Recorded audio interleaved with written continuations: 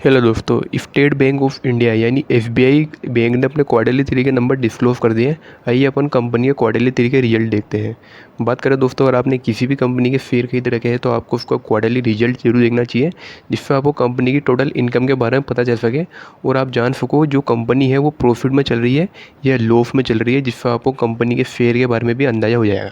तो मैं SBI bank की बात करूँ तो कंपनी ने करेंट क्वार्टर में यानी 31 दिसंबर 2025 तक के लेटेस्ट क्वार्टर में कंपनी ने 1,40,000 करोड़ की टोटल इनकम बना के दी थी।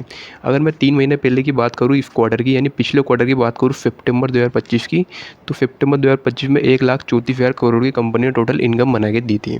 तो मतलब 3 महीने में कंपनी की इनकम में अपन को बढ़ोतरी देखने को मिली है। बात करें अपन 1 साल पहले की यानी 31 दिसंबर 2024 की, 1 साल पहले वाले क्वार्टर की, तो कंपनी ने 1,28,000 करोड़ की टोटल इनकम बना के दी थी।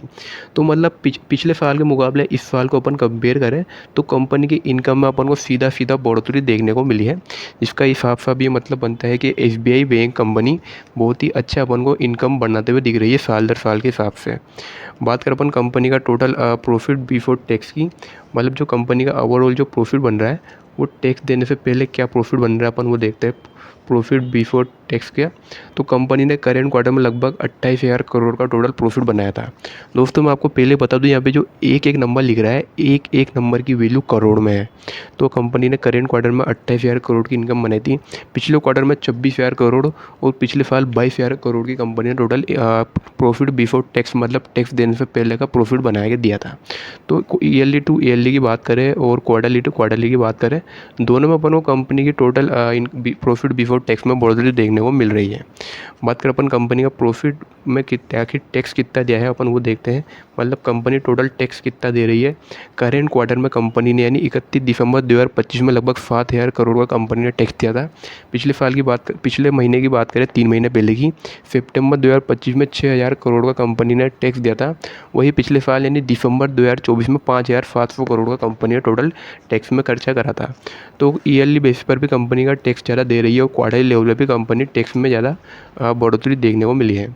तो अब ओवरऑल बात करते हैं कंपनी का आखिर प्रॉफिट फॉर द पीरियड यानी प्रॉफिट फॉर द ईयर क्या बनाया अपन वो देखते हैं, मतलब कंपनी ओवरऑल क्या प्रॉफिट बना रही है अपन वो देखते हैं। नेट प्रॉफिट, तो करेंट क्वार्टर में कंपनी ने 21,000 करोड़ का प्रॉफिट बनाया था एसबीआई बैंक ने। पिछले क्वार्टर में बस 20,000 करोड़ और पिछले साल यानी दिसंबर 2024 में 16,000 करोड़ का कंपनी ने प्रॉफिट बना के दिया था, सभी टैक्स देने के बाद और सभी चीज़ें करने के बाद। तो मतलब 1 साल के अंदर कंपनी का प्रॉफिट बढ़ा है। तो ये साफ साफ अपन को बताता है कंपनी का प्रॉफिट बना है, यानी इसमें शेयर प्राइस में भी अपन को अंतर जरूर देखने को मिलेगा या मिल सकता है, अपन अंदाजे से नहीं कह सकते। वही क्वार्टरली लेवल पे भी अपन को कंपनी के इनकम में बढ़ोतरी देखने को मिली है, जो कि कंपनी के लिए बहुत अच्छी बात है। लास्ट में अपन कंपनी के ईपीएस की बात कर लेते हैं। ईपीएस मतलब कंपनी के अर्निंग पर शेयर पर एक बार नज़र डाल लेते हैं। कंपनी के अर्निंग पर शेयर देखते हैं, बेसिस के हिसाब से देखते हैं। करेंट क्वार्टर में 22 रुपये चल रहा है, पिछले क्वार्टर में भी 22 रुपये था, लेकिन पिछले साल 18 रुपये ही चलते हुए दिख रहा था अपन को ईपीएस। तो 1 साल में कंपनी का ईपीएस अपन को बढ़ते हुए दिख रहा है। बाकी दोस्तों मैंने इस वीडियो में आपको एसबीआई यानी state bank of India company के बारे में मैंने आपको बताया। मैंने आपको बताया शेयर का 1 साल में प्राइस में अपन को बहुत ही मतलब शेयर का 1 साल में अपन को प्रॉफिट में अपन को बढ़ोतरी देखने को मिली है। कंपनी की इनकम में भी अपन को बढ़ोतरी देखने को मिली है। बाकी दोस्तों अपन किसी भी शेयर को मैं आपको बाय और सेल करने की सलाह नहीं दूंगा, क्योंकि कंपनी का अपन शेयर की प्राइस में बाय और सेल करने की मैं कोई भी सलाह आपको नहीं देता हूँ।